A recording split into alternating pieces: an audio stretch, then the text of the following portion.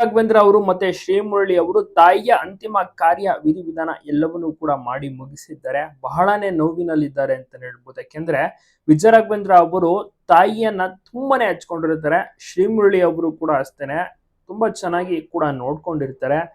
ಪ್ರತಿಯೊಂದು ಸಿನಿಮಾ ಅಂದ್ರೆ ವಿಜಯ ರಾಘವೇಂದ್ರ ಶ್ರೀಮುರಳಿ ಅವರ ಪ್ರತಿಯೊಂದು ಸಿನಿಮಾವನ್ನ ನೋಡ್ತಾ ಇದ್ರು ಥಿಯೇಟರ್ಗೆ ಹೋಗಿ. ಅಷ್ಟೊಂದು ಸಪೋರ್ಟ್ ಚಿಕ್ಕ ಏಜ್ ನಿಂದಲೂ ಕೂಡ ಅಷ್ಟೇನೆ. ವಿಜಯ ರಾಘವೇಂದ್ರ ಅವರ ಚಿನ್ನಾರಿ ಮುತ್ತ ಸಿನಿಮಾ ಏನು ನ್ಯಾಷನಲ್ ಅವಾರ್ಡ್ ಗೆದ್ದಿದ್ರು, ಆಗಿಂದನೂ ಕೂಡ ಅಷ್ಟೇನೆ ಶೂಟಿಂಗ್ ಕರ್ಕೊಂಡು ಹೋಗೋದು, ಕರ್ಕೊಂಡ್ ಬರೋದು ಕಂಪ್ಲೀಟ್ ತಾಯಿ ನೋಡ್ಕೊತಾ ಇದ್ರು. ತಂದೆ ಚಿನ್ನೇಗೌಡರು ಗೊತ್ತು ಎಲ್ರಿಗೂ, ನಿರ್ಮಾಪಕರು ಅವರು ಫೇಮಸ್, ಡಾಕ್ಟರ್ ರಾಜ್ ಕುಟುಂಬದವರು. ಸೊ ಒಂದು ಈಗ ಆಗ್ಬಾರ್ದಂತ ಒಂದು ಘಟನೆಗಳು, ಅಗಲಿಕೆ ಆಗಿರ್ಬೋದು. ಜಯಮ್ಮ ಅಂತ ಅವರು, ವಿಜಯ ರಾಘವೇಂದ್ರ ಅವರು ತಾಯಿಯನ್ನ ತುಂಬಾನೇ ಹಚ್ಕೊಂಡಿದ್ರು. ವಿಜಯ ರಾಘವೇಂದ್ರ ದೊಡ್ಡವರು, ಶ್ರೀಮುರಳಿ ಚಿಕ್ಕವರು. ಅಣ್ಣ ತಮ್ಮ ಈಗ ಕಂಪ್ಲೀಟ್ ಏನು ಜವಾಬ್ದಾರಿ ತಗೊಂಡು ಕಾರ್ಯವನ್ನ ಮಾಡ್ತಾರೆ. ಇನ್ನು ಅಂತಿಮ ದರ್ಶನಕ್ಕೆ ಹಲವಾರು ಕಲಾವಿದರು ಬರ್ತಾರೆ. ಧ್ರುವ ಸರ್ಜಾ ಅವರು ಸಹ ಬರ್ತಾರೆ. ಸಾಂತ್ವನ ಹೇಳಿ ಧೈರ್ಯವನ್ನ ಸಹ ತುಂಬಿ ನೀಡ್ತಾರೆ. ಈಗ ಸ್ಟ್ರಾಂಗ್ ಆಗಿದ್ದಾರೆ ವಿಜಯ ರಾಘವೇಂದ್ರ. ಯಾಕೆಂದ್ರೆ ಪತ್ನಿಯನ್ನ ಕಳ್ಕೊಂಡಂತ ಟೈಮಲ್ಲಿ ನೀವು ನೋಡಿರ್ತೀರ ಎಷ್ಟೊಂದು ಕಣ್ಣೀರ್ ಹಾಕಿದ್ರು. ಆಗ ಶ್ರೀಮುರಳಿ ಅವರು ತುಂಬಾನೇ ಸಮಾಧಾನ ಮಾಡಿದ್ರು. ಬಟ್ ಈಗ ಶ್ರೀಮುರಳಿ ಅವರು ತುಂಬಾನೇ ಕಣ್ಣೀರ್ ಹಾಕಿದ್ರು. ಇವತ್ತು ವಿಜಯ ರಾಘವೇಂದ್ರ ಅವರು ಸಮಾಧಾನ ಮಾಡಿದ್ರು.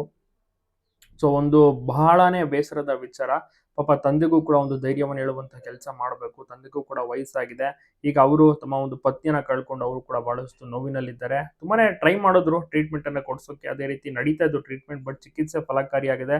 ಇವತ್ತು ಬೆಳಗ್ಗೆ ಅಗಲಿಕೆ ಆಗಿದ್ದಾರೆ. ಹಲವಾರು ಡಾಕ್ಟರ್ ರಾಜ್‌ಕುಮಾರ್ ಅವರ ಒಂದು ಕುಟುಂಬ ಅಂದ್ರೆ ತುಂಬಾನೇ ದೊಡ್ಡದು. ಎಲ್ರೂ ಕೂಡ ಬಂದು ಅಂತಿಮ ದರ್ಶನವನ್ನ ಪಡ್ಕೊಂಡು ಹೋಗಿದ್ದಾರೆ. ಇನ್ನ ವಿಜಯ ರಾಘವೇಂದ್ರ ಅವರ ಮಕ್ಕಳು, ಶ್ರೀಮುರಳಿ ಅವರ ಮಕ್ಕಳು ಎಲ್ಲರೂ ಕೂಡ ಇರ್ತಾರೆ. ಅಪ್ಪು ಅವರ ಮಕ್ಕಳು ಕೂಡ ಬಂದಿರ್ತಾರೆ. ಮತ್ತೆ ಪೊಲೀಸ್ ಪ್ರೊಟೆಕ್ಷನ್ ಸಹ ಇತ್ತು. ಎಲ್ಲ ಅರೇಂಜ್ಮೆಂಟ್ಸ್ ಅನ್ನ ಸಹ ಮಾಡಿದ್ರು. ತುಂಬಾ ಜನರಿಗೆ ಬರ್ತಿದ್ರಲ್ಲ, ಎಲ್ರಿಗೂ ನೋಡ್ಕೊಂಡು ಹೋಗೋಕೆ ವ್ಯವಸ್ಥೆನೂ ಸಹ ಮಾಡಿದ್ರು. ಎಲ್ಲರೂ ಕೂಡ ನೋಡ್ಕೊಂಡು ಹೋದ್ರು. ಅದೇ ರೀತಿ ಶ್ರೀಮುರಳಿ ಅವರು ಸಹ ವಿಜಯ ರಾಘವೇಂದ್ರ ಅವರು ಕಂಪ್ಲೀಟ್ ಕಾರ್ಯದಲ್ಲಿ ನಿರತರಾಗಿದ್ರು. ಇವತ್ತು ನೋವಿನಲ್ಲೂ ಸಹ ಕಾರ್ಯ ಮಾಡಿದ್ದಾರೆ.